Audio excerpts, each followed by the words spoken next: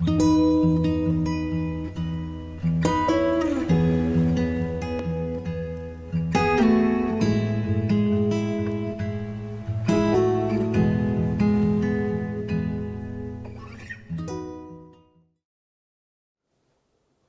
여러분 안녕하십니까?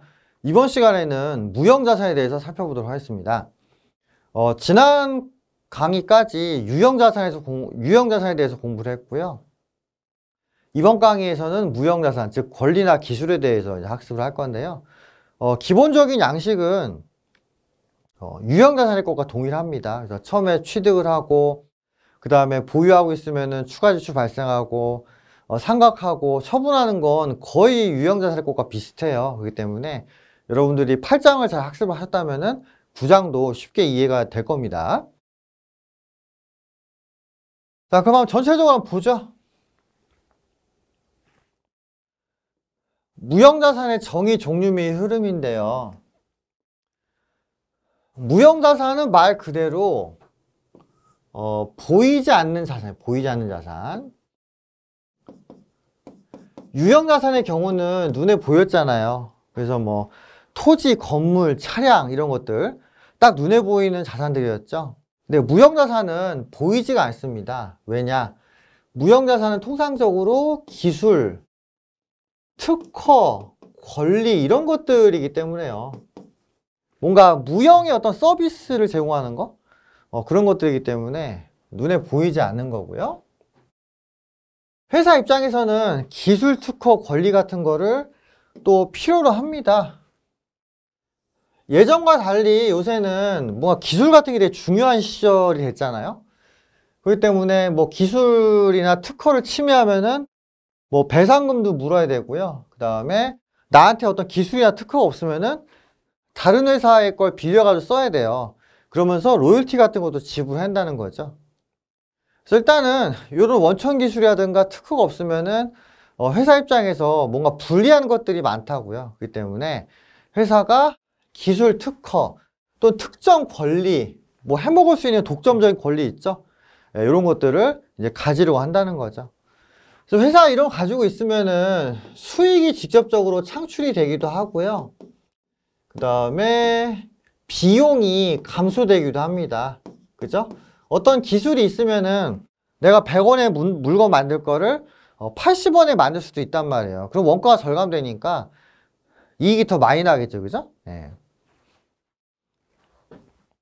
그래서 무형자산이란 것들이 있다 이거죠. 요거는 이제 회사가 이제 유형자산에 투자하기가 좀 애매할 때 이제 요거에는 투자한다는 거예요. 그래서 물리적인 공간 확보는 현실적으로 좀 어려운 부분들이 많습니다. 땅을 사야 되는데 땅이란 게 보통 제한돼 있잖아요.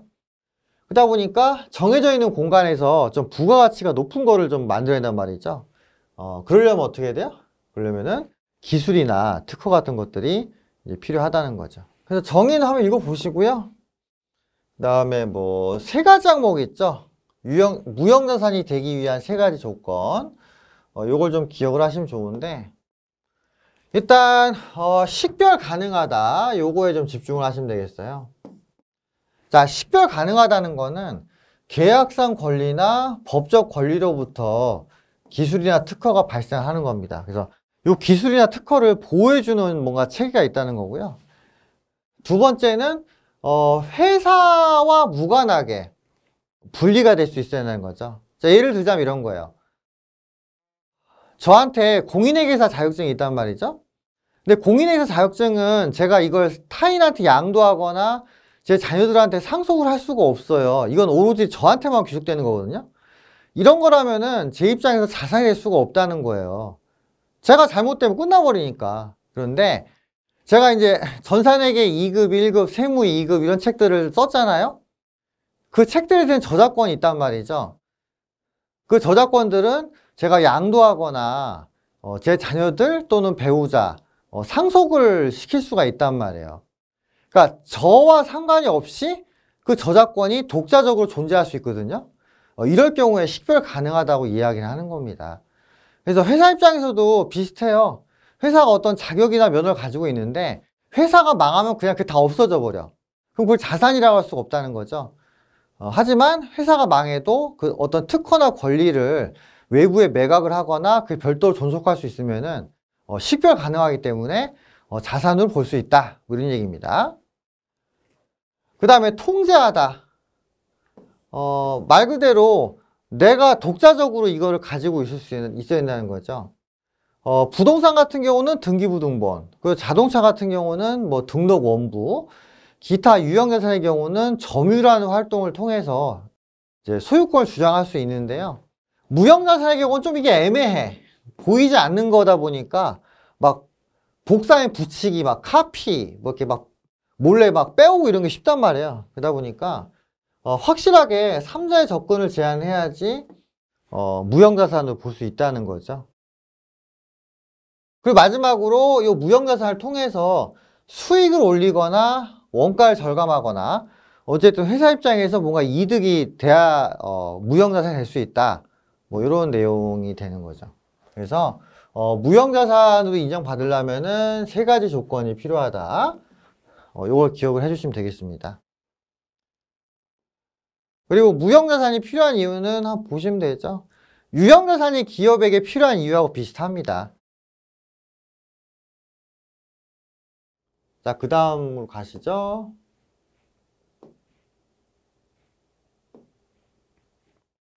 자, 종류인데요. 암기해 주시면 좋습니다.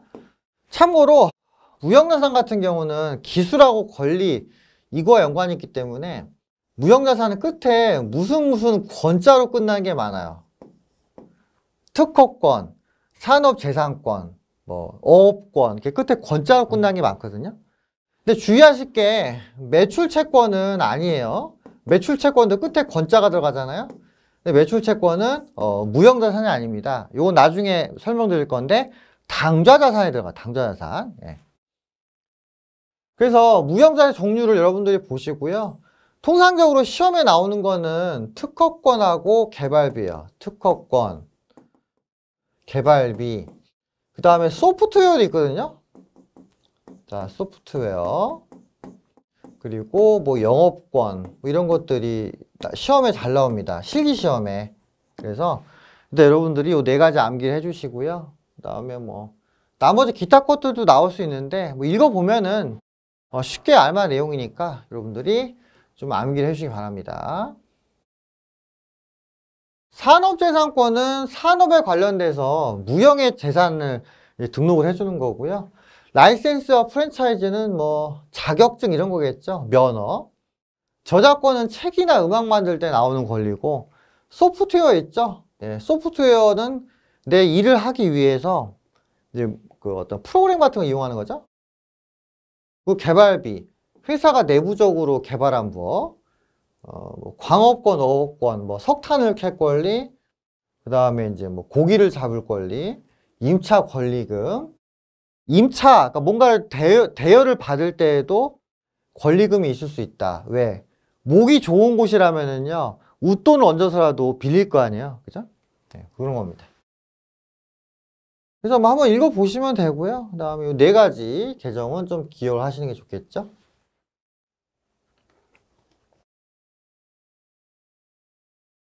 자, 그 다음에 이제 무형자산의 거래 흐름인데요.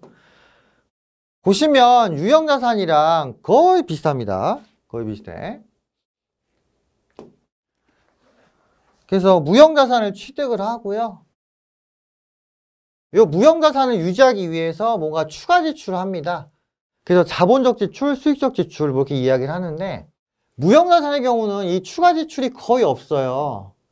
유형자산처럼 유지할 필요가 없거든요. 자, 예를 들어서 어떤 작곡가가 노래를 한 곡 만들고 저작권을 등록했다고 가정해 보겠습니다. 그럼 그 노래를요, 뭐 1판, 2판, 3판 이렇게 업데이트 하지 않잖아요. 그죠? 노래를 한번 만들어지면 20년이고 30년이고 똑같이 불려지죠? 네, 중간에 바꾸는 게 없다고요. 그러다 보니까 뭐 건물이나 뭐 기계처럼 지속적인 유지 보수가 필요가 없습니다. 그래서 무형자산의 경우는 자본적 지출이나 수익적 지출 내용이 거의 없어요. 물론 이론적으로는 있다고는 하는데 실제적으로는 별로 없습니다. 예. 그리고 무형자산을 보유하다가 팔아야 될 수 있으면 팔고요. 보유하고 있으면은 기말에 감가상각 비슷한 걸 하는데, 유형자산은 감가상각이라고 하잖아요. 근데 무형자산은 뭐라 부르냐면은 상각이라고 불러. 상각. 용어가 좀 달라요. 근데 기본적인 개념은 같다고 보시면 됩니다. 관련 내용 유형자산하고 거의 비슷합니다. 자, 유형자산 취득원가가 얼마예요? 순수 취득금액에 추가 부대비용 있죠? 그래서 유형자산에서 추가적인 부대비용 막 있었잖아요. 무형자산도 거의 비슷해. 거의 비슷하고. 그 다음에 매각하면은 무형자산 처분송이 나오겠죠? 비슷합니다. 그 상각, 유형자산의 감가상각하고 방식은 똑같거든요. 다만 다른 게 좀 있으니까 그걸 좀 주의를 하시면 되겠어요. 네. 거의 똑같아, 거의. 그래서 유형자산을 잘 이해하시면은 무형자산도 금방 이해된다. 그리고 과거에 비용 처리했던 거 있죠? 과거에 비용 처리했던 게 자산의 요건을 충족했다 이거죠. 무형자산의 경우는 중간에 안 바꿉니다. 그게 옛날에 비용이면요, 쭉 비용이에요. 중간에 바꾸는 거 없어요. 예. 중간에 막 바꿀 것 같으면은 비용을 막 줄여 자산으로 넘기잖아요. 그럼 수익이 막 늘어날 거 아니야. 이익이 늘어날 거란 말이죠. 그렇게 조작질하는 거는 방지를 뭐 해야겠다. 회계에서 이렇게 얘기를 하는 거죠. 그래서 과거에 비용으로 인식했던 무형자산이 있다면은 그거를 고칠 수 없다. 이거 주의하시기 바랍니다. 아시겠죠? 분계를 좀 몇 개 볼게요. 분계. 자, 제가 특허권 위주로 한번 이렇게 특허권. 여러 가지가 있을 수 있는데 특허권이 또 시험에서 제일 많이 나오니까 요거 위주로 한번 이야기 드리겠습니다. 자, 이걸 사요. 그러면 기업 입장에서 어떻게 처리해야 되죠? 특허권을 받고요. 그죠? 돈을 주겠죠? 현금, 당좌예금, 보통예금. 외상으로 사면 어떻게 돼요? 미지급금 이렇게 되겠죠. 요거를 상각을 하거든요. 감가상각하고 비슷한 개념인데 무형자산의 경우는 일반적으로 직접 상각합니다. 그래서 대변의 특허권 이렇게 하고요. 물론 상각 누계액을 쓸 수도 있다고 해요. 감가상각 누계 하듯이. 그런데 이제 일반적으로는 특허권의 경우는 그냥 해당 금액을 빼버립니다. 왜? 얘는 실체가 없어서 그래요. 실체가 없어서. 유형자산은 딱 보이는 거잖아요. 그렇기 때문에 취득원가를 살려놔야지 딱 맞출 수 있단 말이에요. 근데 얘는 실체가 없기 때문에 그냥 특허권 금액에서 바로 제할 수가 있어요. 그리고 차변에 무형자산 상각비 이렇게 할 수 있고요. 그 나중에 이걸 매각을 합니다. 자, 매각을 하면 어떻게 돼요? 기존에 있던 특허권 날려야 되죠. 만약 누계액을 안 쓴다고 치면은 기존에 있던 특허권을 다 없애버리면 돼요.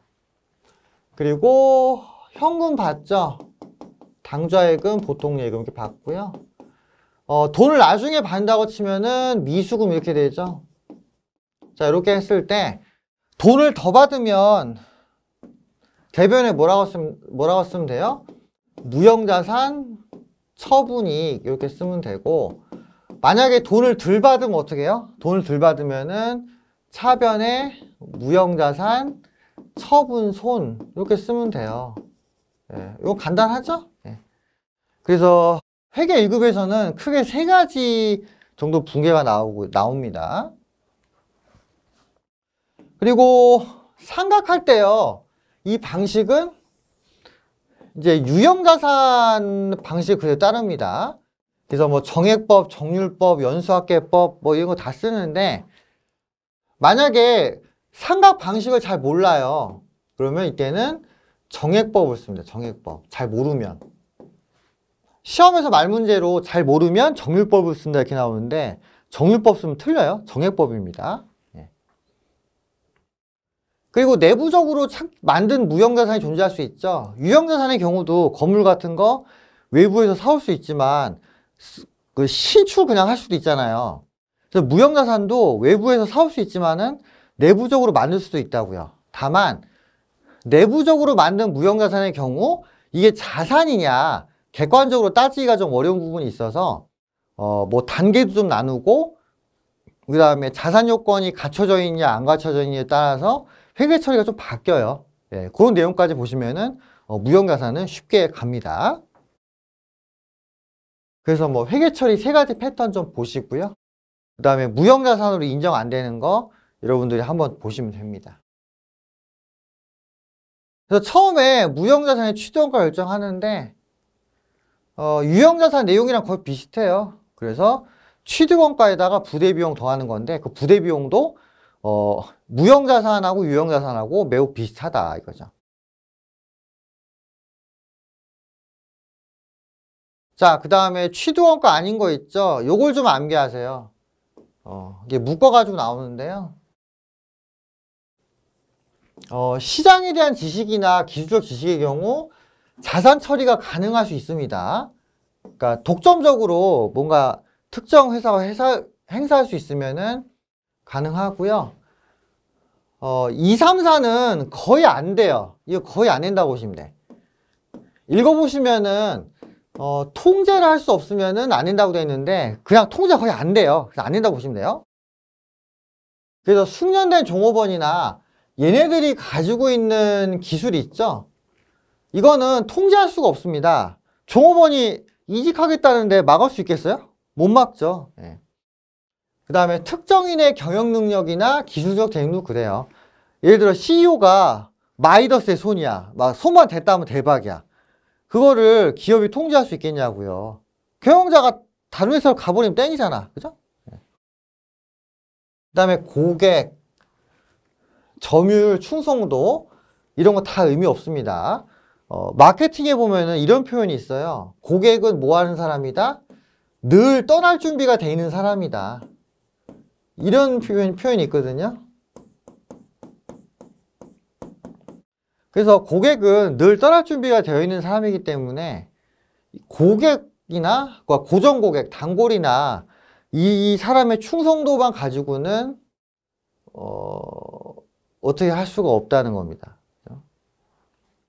그래서 취득원가 아닌 거 세 가지 기억하시고요. 1번은 가능성이 좀 있다고 봐요. 예. 그리고 그 밑에 있는 각종 판관비 있죠. 이런 거 다 자산으로 처리할 수 없다. 읽어보시면 다 판관비거든요. 예. 그 세 번째 보시면 기업이 내부적으로 만든 거 있죠. 전혀 의미가 없습니다. 이거는 누가 인정해 줘야 돼요? 이거는 고객이 인정을 해줘야 되는 거기도 하고 이런 것들은 약간 소모적인 거기 때문에 자산으로 보이지는 않아요. 예. 근데 회계적으로는 아닌데 실무적으로는 이거에 대한 가치를 또 매겨주기도 합니다. 그 기업 가치 평가할 때 브랜드 가치가 얼마 뭐 이런 식으로 뉴스에 나오잖아요. 그래서 실무적으로는 좀 다른데 일단 우리 수업 목적상 그리고 일반론적인 부분에서는 내부적으로 만든 뭐 고객 목록이나 브랜드는 전혀 의미가 없다고 보시면 되겠어요. 네. 자, 붕괴 보시겠습니다. 자, 취득에 관련된 붕괴. 그죠? 특허권이나 소프트웨어를 사요. 그럼 차변에 하고요. 돈 주는 건 대변이죠. 이거 유형자산의 내용하고 거의 같습니다. 예. 어음 주면은 미지급금이고요. 배서양도 하면 바드럼이 되겠죠. 그래서 무형자산 받고 돈 준다. 요거 이해하시면 되고요.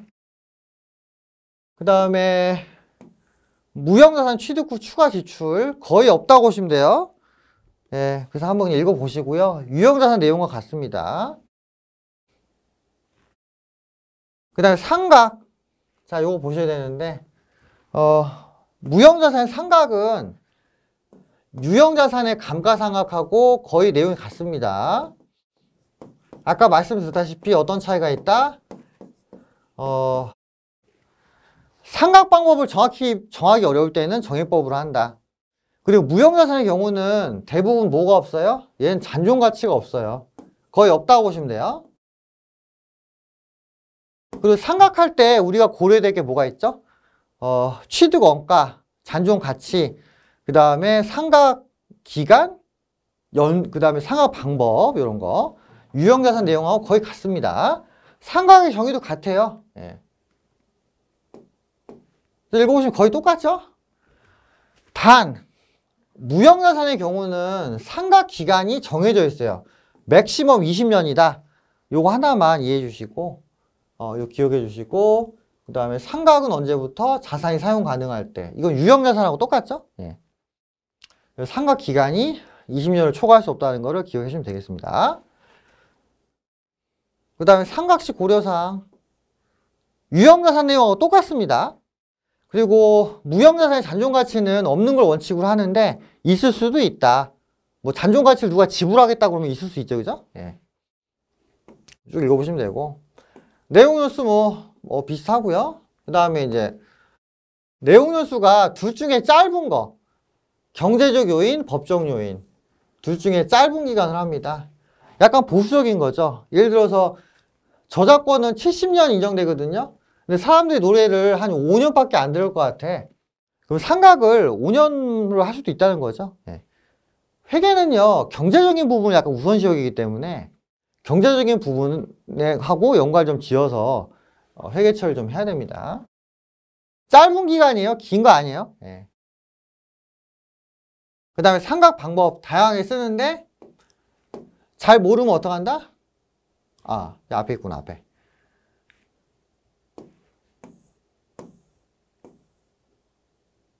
자, 마지막에 나와 있죠?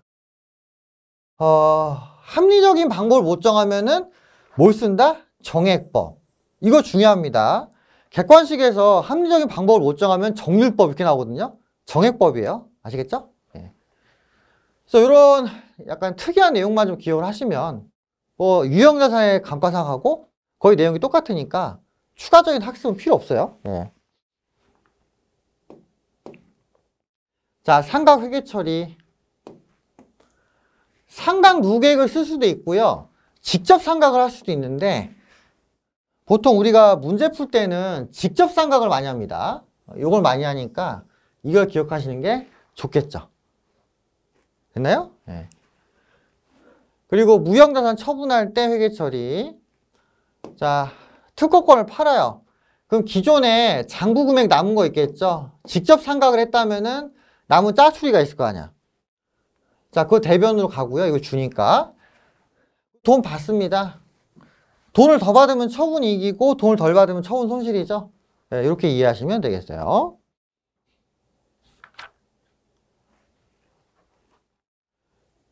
자, 그 다음에 마지막으로 자, 내부적으로 창출된 무형자산인데요. 앞에 내용들은요. 외부 구입을 기준으로 한 거예요. 외부 구입. 일반적으로 외부 구입하면은 가격이 객관적으로 매겨지니까 자산성이 인정이 돼요. 근데 내부적으로 기술이나 특허를 만들었다? 그게 진짜 돈이 벌릴 건지는 알 수가 없죠. 그죠?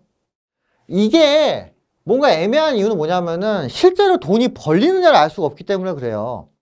외부에서 구입한 거는 돈이 벌리는 게 확실하니까 사는 거예요.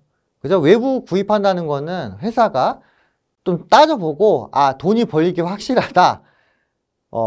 그렇게 판단해서 산 건데 내부적으로 만든 거는 객관성이 떨어지니까 좀 애매하다고요. 그래서 어떻게 하냐? 내부적으로 창출된 무형자산이 어느 단계에서 만들었는지를 보거든요. 그래서 연구 단계와 개발 단계로 나누는데 만약에 내부적으로 창출된 무형자산이 연구 단계에서 만들었다면은 이건 비용 처리합니다. 그냥 비용 처리. 그래서 계정을 연구비로 하고요. 그 다음에 개발 단계에서 만들어졌을 때 자산 요건이 충족이 되냐를 봐서 만약에 자산 요건이 충족이 되면은 개발비라고 해가지고 자산으로 해요. 그럼 나중에 그냥 상각하거든요. 상각. 근데 개발 요건이 충족이 안 돼 있으면은 그냥 뭐 경상 개발비 이런 식으로 해가지고 비용 처리합니다. 비용 처리. 그러면은 이제 자산성이 있냐 없냐를 무슨 기준으로 따지느냐? 여러분들이 그게 궁금할 수 있잖아요. 근데 그게 내용이 되게 많아요. 그거는 보통 세무사 시험 같은 데 나오는 거기 때문에 전산회계 1급 수준에서는 그냥 자산성이 있다 없다 요거 따지는 거 정도로 그냥 이해하시고 넘어가시면 되겠습니다. 그래서 연구와 개발에 의한 보시고요. 그 다음 페이지 보시면 나오죠. 그리고 뭐 정의도 있네요. 연구는 과학적 또는 기술적 지식을 얻기 위해서 수행되는 탐구 활동이고요. 그래서 제가 이제 수업 때 이렇게 얘기하거든요. 연구는 뭐가 가능해? 실패. 열심히 연구하는 거야. 실패하면 다음에 또 하면 되지. 그죠? 개발은 상업적인 생산이나 사용이 가능해야 되기 때문에 여기서 실패하면 절대 안 돼요. 그거 망해. 그죠? 그래서 이런 활동의 정의를 좀 간략히 기억해 주시면 될 것 같아요.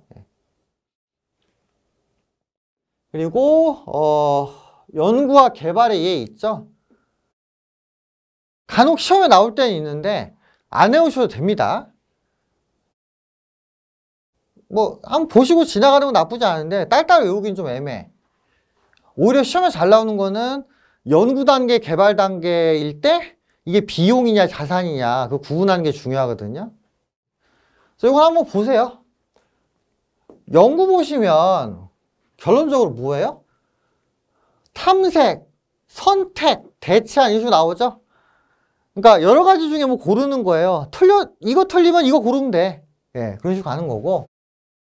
개발은 어때요? 거의 완성 단계 왔어. 시험 공장, 최종 선정, 시제품, 그죠? 이런 거 설계하는 게 개발 단계라고요. 그러면 곧 이게 생산이 돼서 물건을 팔 수 있다 이런 얘기죠. 네. 그래서 개발 단계는 이제 거의 돈이 되는 활동을 얘기를 하는 거예요. 네. 자, 이렇게 이해하시면은 문제 풀 때 좀 편하죠? 그리고 제일 중요한 거 이겁니다. 이거 내부적으로 창출한 무형자산이 자산이 되냐 비용이 되냐. 그래서 연구 단계면은 비용이고요. 개발 단계일 경우는 밑에 조건을 충족해야 자산으로 하고요. 그럼 비용입니다. 예. 그리고 이제 하나 더 있어요. 연구 개발로 구분하기가 좀 애매한 경우가 있어. 이런 경우는 보수적으로 어떻게 해요? 연구 단계. 요거 가지고 장난질 많이 쳐요. 연구 개발로 구분할 수 없으면은 개발 단계로 본다. 아닙니다.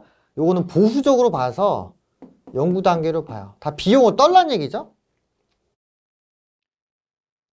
그리고 내부적으로 창출된 무형자산의 원가는 내부적으로 쓴 금액이 되겠죠. 그래서 직접비하고 간접비를 모두 포함을 시키는 겁니다. 그런 내용 보시면 되고요. 그래서 이게 중요해, 이게. 그래서 연구 단계가 애매하면 연구면은 비용, 개발 단계면은 상황 봐서 자산 또는 비용 이렇게 되는 거예요. 아시겠죠? 예. 그리고 이제 뭐 개발 단계에서 발생한 조건, 이거는 보지는 마세요. 이게 통째로 시험에 안 나와. 그거 나오면 어떻게 돼요? 패스. 세무사나 회계사 시험 준비하는 분들도요, 이거 뭐니 다 쓰라고 못 써요. 저는 옛날에 몇 개 썼지, 옛날에. 저도 다 못 썼어요. 예. 근데 읽어보시면은 뭔가 가능하다는 얘기로 돼 있어요. 예. 그래서 돈을 벌 수 있다는 것을 증명할 수 있다. 이게 전체적인 내용이고요. 디테일한 건 굳이 암기하실 필요는 없습니다. 요 위에 있죠? 연구개발 구분하는 거. 그게 더 중요해. 아시겠어요? 예.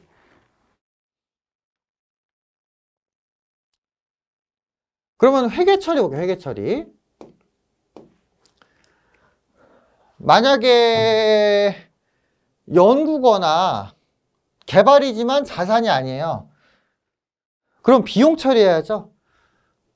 저희가 이제 K랩이라는 프로그램 쓰는데 K랩에는 이거를 경상 연구개발이라고 붙여놨어. 근데 상황에 따라서는 뭐 연구비 또는 뭐 경상 개발비 이렇게 쪼개질 수도 있거든요. 그래서 요거는 나중에 회계 프로그램 다루면서 좀 봐야 될 부분이긴 합니다. 어쨌든 비용이고요. 자, 비용 드리고 돈 주죠. 외상이면 뭐예요? 미지급금. 그리고 개발 단계라면 어때요? 개발비란 자산을 사는 거랑 똑같으니까 차변의 개발비, 대변의 현금. 이렇게 하면 되겠습니다. 뭐 회계처리는 별건 없고요. 자, 그 다음에 마지막으로 영업권인데 영업권이라는 거는 일종의 권리금이나 프리미엄이에요. 그래서 보통 영업권은 인수합병에서 많이 나오거든요. 그래서 저 회사를 사고 싶은데 저 회사의 적정가는 1억이야. 그런데 경쟁자들이 붙다 보니까 회사의 가치가 올라가게 돼 있어요. 그래서 내가 1억짜리를 예를 들어 경쟁자를 따돌리려고 3억 주고 샀단 말이죠. 그럼 영업권이 2억이 되는 거예요. 그러니까 일종의 권리금이나 프리미엄을 지불했다 이렇게 보시면 되고요. 참고로 영업권은 내부적으로 창출한 건 인정 안 됩니다. 예. 이거는 내부적으로 만들어진 거는 인정 안 돼요.